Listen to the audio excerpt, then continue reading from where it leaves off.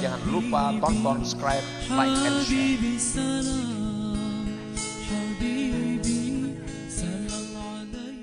Rasulullah SAW bersabda, siapa yang menjalani satu jalan yang mana dia menuntut pada jalan itu akan ilmu, Allah mudahkan dengannya jalan menuju surga. Ilmu apa? Ilmu yang bermanfaat tadi. Nah, jadi ini artinya bahwa kita hati-hati dalam menerima ilmu, hati-hati dalam mencari ilmu. Nah, kalau kita mendengar satu ilmu, satu pengajian, atau membaca satu makalah, sesudah kita baca, kita dengar pengajian itu, adakah itu membuat hati kita ini makin dekat dengan Allah? Adakah hati kita sesudah membaca tulisan itu, hati kita makin takut kepada Allah?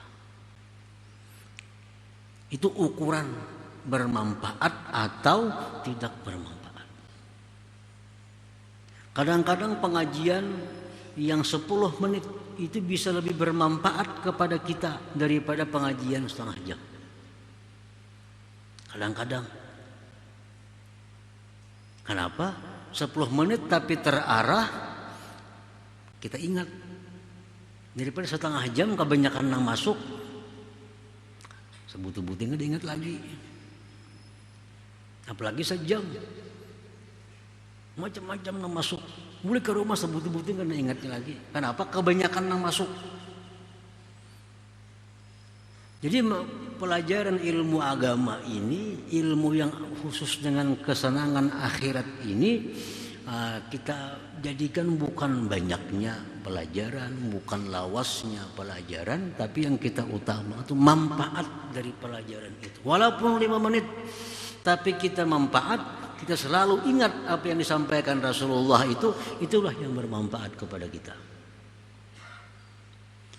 Nah, sudah menghadiri majelis ilmu, dulunya sembahyang, suka mengqadha, sekarang kada bani lagi. Sekarang sembahyang sudah tepat waktu, karena mengqadha itu bahaya besar. Satu, dosanya besar. Yang kedua, sembahyang mengqadha itu kada diterima Allah kalau dia tinggalkan tanpa uzur. Nah, jadi sembahyang ini kalau kita tinggalkan daripada waktunya tanpa uzur yang dibenarkan oleh agama, lalu kita qadha, ditolak oleh Allah dan dosanya besar.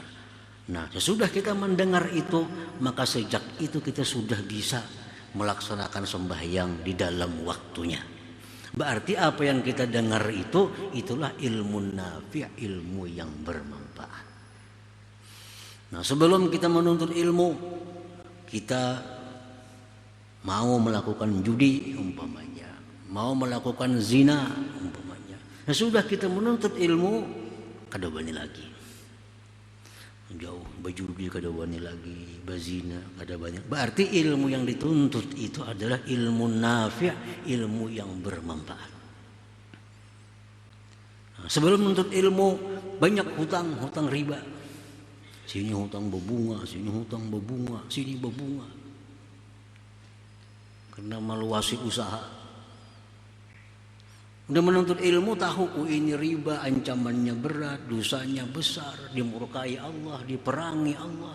Orang yang riba pasti akan bangkrut ujung-ujungnya. Mendengar itu, berhenti daripada riba, hampir riba. Nah, ini yang didengar tuh ilmu nafi', ilmu yang bermanfaat. Para muhibbin rahimakumullah. Dan sebagian dari ilmu ada pula ilmu yang tidak bermanfaat. Bahkan ilmu yang membahayakan seseorang. Orang yang dulunya takut kepada Allah, begitu dia menuntut ilmu ini, kada bersembayangan lagi. Nah, bahkan dia mengaku jadi Allah Ta'ala. Nah, ini ilmu ilmu yang membahayakan. Dulu sembahyang Jumat berjamaah, sudah mengaji untuk ilmu, kada sembahyang lagi. Kenapa kada sembahyang? Aku ya Allah Ta'ala. Nah, jadi Allah Ta'ala. ada kitabnya, ada gurunya. Ini ilmu dhar, ilmu yang membahayakan. Dan ilmu seperti ini mudah berkembang di kampung-kampung, nyaman, sembahyang kada, puasa kada. Mengambil pun orang boleh. Seorang ada boleh diambil orang, seorang aja boleh mengambil pun orang.